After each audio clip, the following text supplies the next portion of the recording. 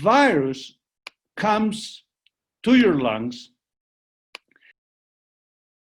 to introduce themselves like an alien, to introduce the RNA inside the cells.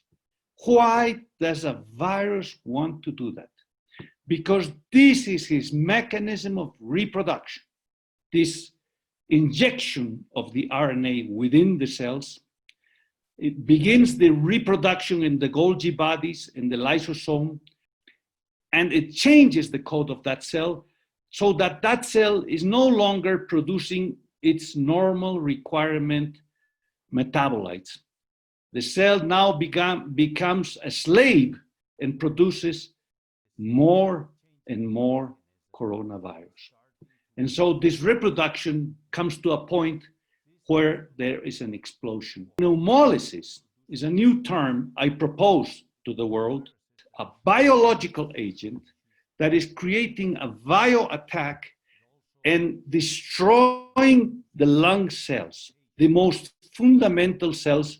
Now let's look at the terminology of pneumonia or pneumonitis that comes with these three classifications: bronchopneumonia from Staphylococcus aureus, alveolar pneumonia from Streptococcus pneumonia, or interstitial pneumonia from viral mycoplasma attacks.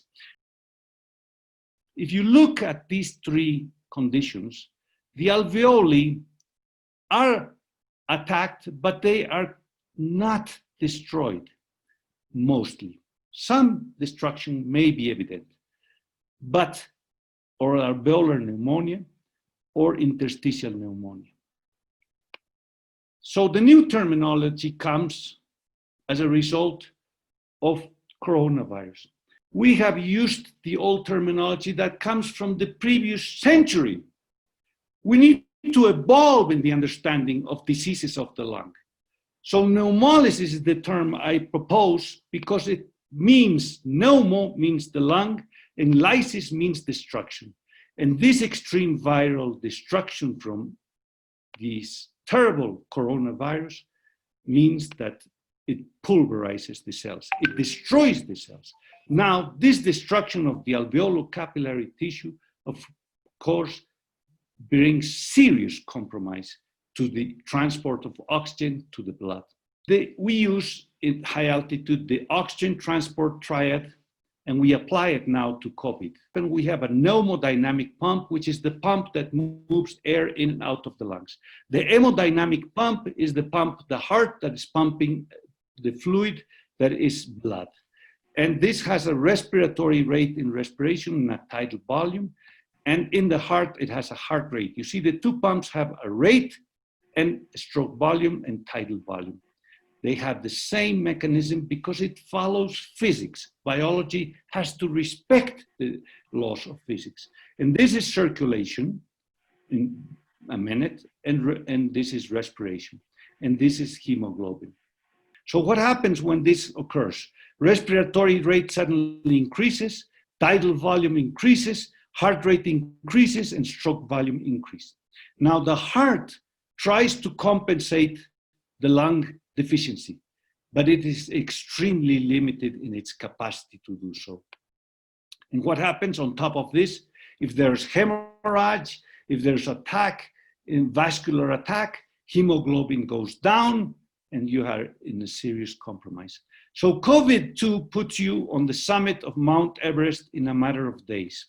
It is going to a place where there is much lower pressure of oxygen. This is the highest point tolerable in extreme hypoxia where life is possible. This is what happens with COVID. It suddenly goes up to the summit of Mount Everest. And what happens? You don't have sufficient hemoglobin, because if you go up slowly to the mountain, like we do, we adapt. How do we adapt? By increasing the number of red blood cells. And we increase gradually our red blood cells as we go to different camp levels. Of course, they come up and down, trying to adapt, trying to build up the red cells. So when people reach the summit, they have enough red blood cells. So that proves that you can survive at the summit of Mount Everest. But what happens in COVID? You see, If you don't have sufficient hemoglobin and you have a virus comes into the trachea, into the lungs, the amount of the lung being compromised. You see, here we can say it's beginning to be close to 1/4 of the compromise of the lung, assume. Then the disease progresses and you have half of your lungs gone. They don't work. The virus can progress and take up most of your lungs. You have almost no surface area of gas exchange. It's just on the top. So you have lost 2/3 of your lungs.